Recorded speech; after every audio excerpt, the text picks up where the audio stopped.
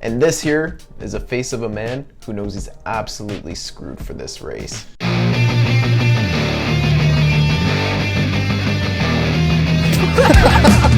Last race of the season was happening out of Horseshoe Resort in Barrie, and conveniently placed right by the resort and the racetrack was a church. I was gonna need a divine intervention so I could have any chance of being successful in this race. Prayers didn't go through, however, as right before I got to the start line, disaster absolutely struck for me. Before getting into what happened before the race started, I just want to say, pulling up to this start line at Horseshoe Barrie, it was a whole different array of people there. A lot of the same guys, but compared to the last couple races I did, you know, there were a lot of riders that you could tell, oh, this is their first race. They're kind of getting into it still. No, this start line was all dogs, all people that were there, seasoned. Like this was a big one apparently, and I just showed up 2 to 3 weeks off the bike, no riding whatsoever, just got caught up with work, and I was expected to compete with these guys, and man, did it go south quick. Right off the bat here, kind of the last bottom 5 in the pack, tagged along to this guy here in the orange. He was a quick guy for his size. He was a bigger boy, but holy crap, this guy could climb, this guy could ride, descend. I was having trouble keeping up with him for a bit, but he was my mark for the race, and I kind of wanted to stick with him for the most part. But yeah, getting into the disaster that happens before the race. So I'm putting on my kit for the race. I'm zipping up my uniform.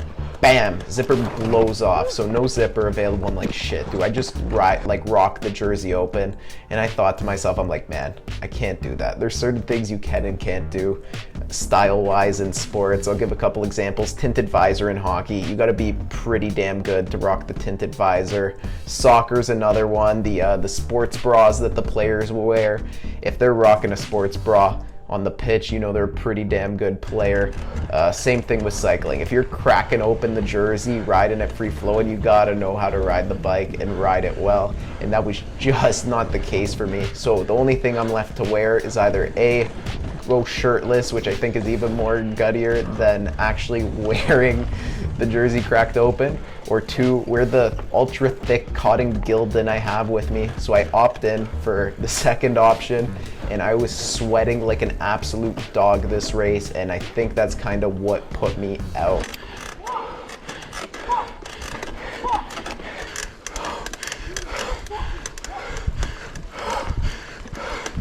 This race was super tough. Like I said, I didn't race for 2 or 3 weeks, and I was so out of shape. There were a lot of instances in this race where I was just panting like a dog on the side. One instance where I absolutely fall off the face of the map. Are you okay? Yeah. Did you fall? Yeah. Nothing broken? Absolutely not. Just lazy riding, sloppy riding. Once you get caught up with the control of your breath and breathing, once that gets sloppy, your riding gets sloppy, and then you end up off the cliff like I did here in this instance of the race. Oh, me. Along with that, I tried my best, tried to keep going. Climbs, I was having major difficulties with the climbs. Once again, if your breathing's not controlled, those climbs are just gonna be 10 times harder than they need to be.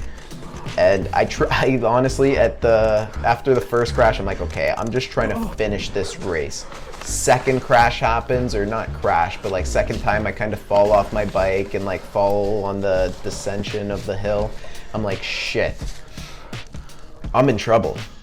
Like I might not even be able to make it to the finish line for this, because I got the cotton gildan on. The thing is drenched. I may as well have jumped in a pool with this t-shirt on, and it's hot. It's a hot day, probably close to 30, 35 degrees, which is a big one. Big hot day in Canada. I know some people watching out in the States, like, but dying. I'm dying here. I can't breathe. Every breath I take is hurting, and I just wanted to finish the race. Eventually, I made it to the finish line despite almost dying. Yeah. Beautiful. Thank you. Oh, your leg looks pretty cut up. You want me to look at it? No, it's just scratched. It's not a cut. And the major reason I quit this race is I was like dead. Like if I tried, I wouldn't have been able to physically. I would have blacked out. I was seeing stars, could not pull it together. I would have had to either A, take an Uber home all the way from Barrie, which is probably gonna be like $400 to the GTA, or the alternative would have been call my parents or call a friend to come pick me up.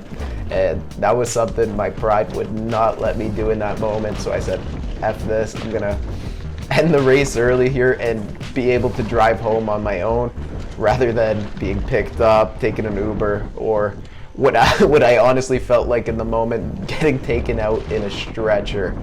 So the last race of the season for me was probably worse than the first race of the season for me. So despite all the time I spent on the bike, like I definitely became a more technically versed rider, but your fitness is only as good as when you're using it. So if you have your fitness and you don't take care of it, you're gonna be screwed, just like I was in this race. It was a wrap. It was a funny wrap to the entire season, and despite the absolute torture this race was for me, I had a great time and looking forward to next season. Thanks for watching till the end, guys, and if you haven't already, like the video, subscribe, leave a comment down below what you thought of my performance in this race, if you've raced before, anything, just talk to me.